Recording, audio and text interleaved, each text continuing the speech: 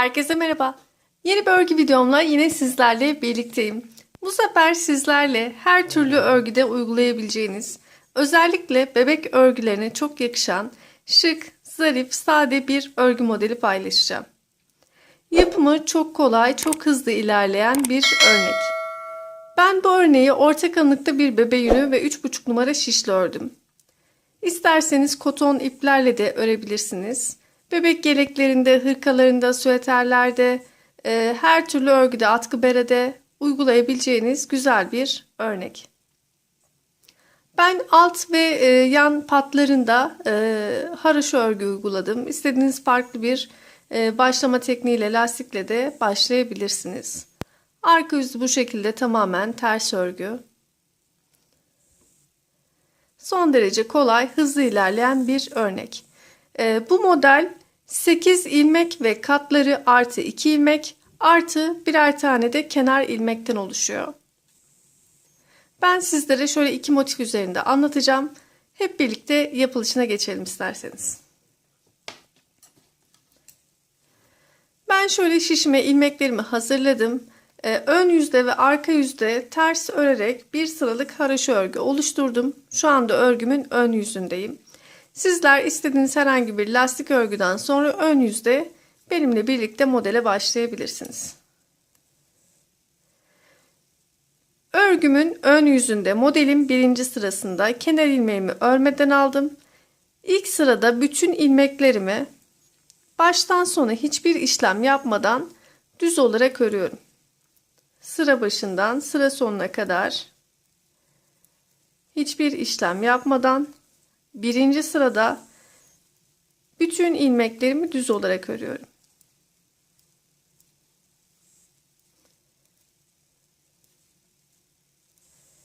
Evet, ilmeklerimi ördüm. Arka yüze geçiyorum. Arka yüzde de baştan sona bütün ilmeklerimi ters olarak örüyorum.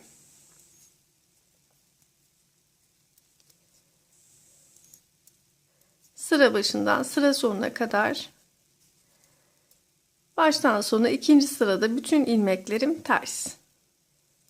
Evet, örgümün ön yüzüne modelimin 3. sırasına geldim. Bakın şöyle arada modele başlamadan önce bir boşluk oluşturmuş olduk kenar patından sonra. Evet, kenar ilmeğimi örmeden aldım. Sonrasında 1, 2, 3, 4 ilmek düz olarak ördüm. Bir artırdım. Baştaki ilmeğimin yönünü düzeltip 2 ilmeği birlikte sola doğru kesim yapıyorum. 1, 2, 3, 4, 5, 6 ilmek düz ördüm. Tekrar bir artırıp baştaki ilmeğin yönünü düzeltip 2 ilmeği birlikte kesiyorum. Sonrasında 4 ilmek düz. Sıra başında ve sıra sonunda yarım modelle başladığımız için 4 ilmek düz örüyoruz. Normalde iki modelin arasında 6 ilmek düz olarak örüyoruz. Evet, 4 ilmek düz ve kenar ilmeği. Örgümün arka yüzüne geldim. Arka yüzde hiçbir işlem yapmıyorum. Baştan sona bütün ilmeklerimizi ters olarak örüyoruz. Sıra başından sıra sonuna kadar ilmeklerimizin tamamı ters.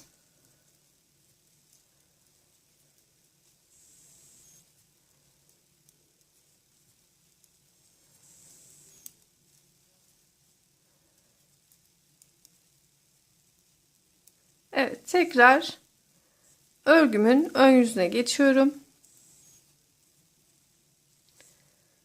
Ve modelime devam ediyorum. Şimdi burada tekli bir ajur yaptık. Bu sırada da ikili ajur yapacağız. Kenar ilmeğimi aldım. 1, 2, 3, 2 ilmek düz ördüm. Sıradaki 2 ilmeği soldan sağa doğru kesiyorum. Bir artırdım. Bir düz. Bir artırdım. Baştaki ilmeğimi yönü düzeltip 2 ilmeği sola doğru kesiyorum. Arada 1, 2, 3 ilmek düz ördüm. Sıradaki 2 ilmeği soldan sağa doğru birlikte kesiyorum. Bir artırdım, bir düz, Bir artırdım. Baştaki ilmeğimin yönünü düzeltiyorum. 2 ilmeği birlikte sola doğru kesiyorum. 1, 2, 3 ilmek düz ve kenar ilmeği. Arka yüze geçiyorum. Arka yüze baştan sona bütün ilmeklerimi ters örüyorum. Sıra başından sıra sonuna kadar tamamı ters.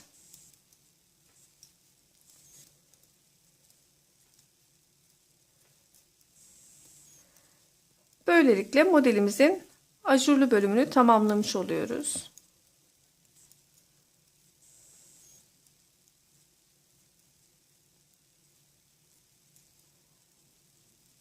Evet, arka yüzde bütün ilmeklerimi ters olarak ördüm. Örgümün ön yüzüne geldim.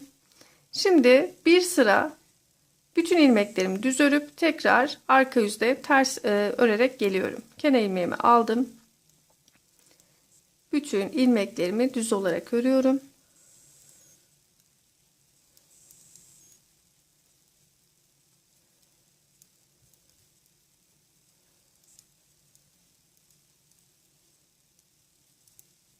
Sıra başından sıra sonuna kadar tamamını düz olarak örüyorum. Model yapmadığım için burayı biraz hızlı örüyorum.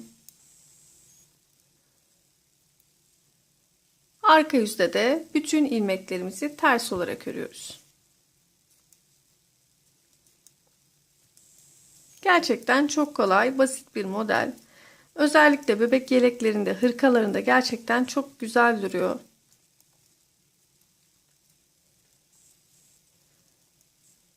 Evet, ilmeklerimi arka yüzde de ters ördüm.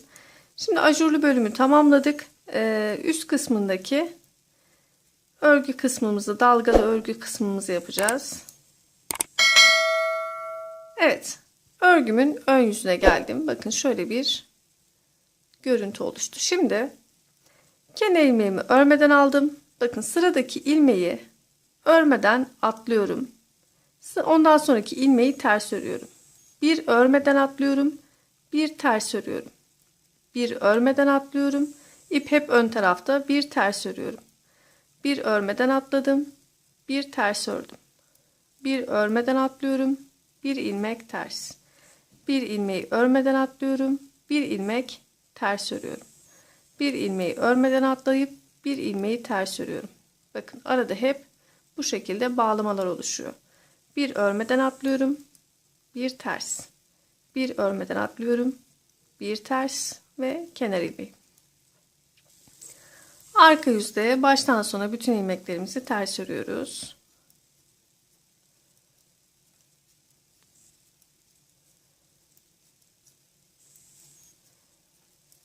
Bu ara modeli istediğiniz her modelin arasında uygulayabilirsiniz.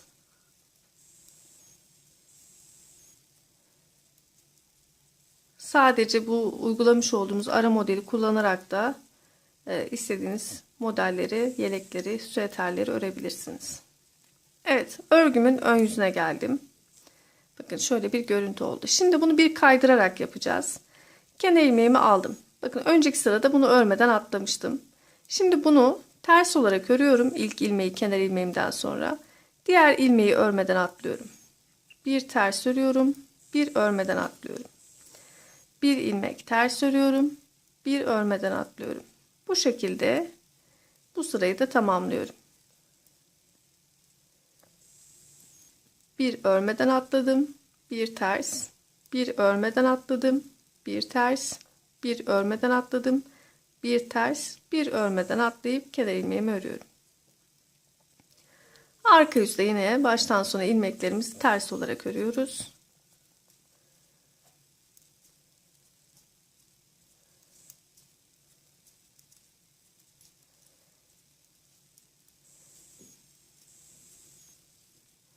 Evet, ilmeklerimi arka yüzde ters olarak ördüm. Ve tekrar örgümün ön yüzüne geçiyorum. Üçüncü kez bu modeli uygulayacağız. İlk başta yaptığımız gibi tekrar kaydırıyorum. Kenar ilmeğimi aldım. Bakın sıradaki ilmeği örmeden atlıyorum. Ondan sonraki bir ters. Bir örmeden atladım. Bir ters. Bir örmeden atladım. Bir ters. Bir örmeden atlıyorum. Bir ters. Örmeden atladım. Bir ters. Bu şekilde sıra sonuna kadar devam ediyorum. Kenar ilmeğimi de ördüm. Arka yüzde baştan sona bütün ilmeklerimiz ters. Sıra başından sıra sonuna kadar ilmeklerimizi ters örüyoruz.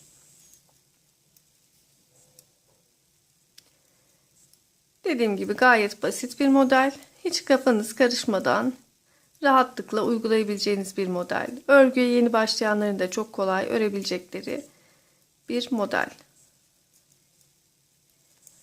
Evet, arka sırayı da tamamladım. Böylelikle birinci model sıram tamamlanmış oldu. Şöyle göstereyim. Bundan sonrasında yine birinci sıradan itibaren uygulamaya devam edeceğiz. Yani bir sıra bütün ilmeklerimizi düz örüp arka yüzde ters öreceğiz. Sonra buradaki ajurlu bölümden itibaren uygulamaya başlayacağız. Şöyle büyük parçaları da göstereyim. Gerçekten zarif, şık duran bir model. Yapacakları şimdiden kolay gelsin diyorum. Kanalıma abone olup videolarımı beğenmeyi, yorum yapmayı unutmayın. Yeni videolarda yeni modellerle görüşmek üzere. Hoşça kalın.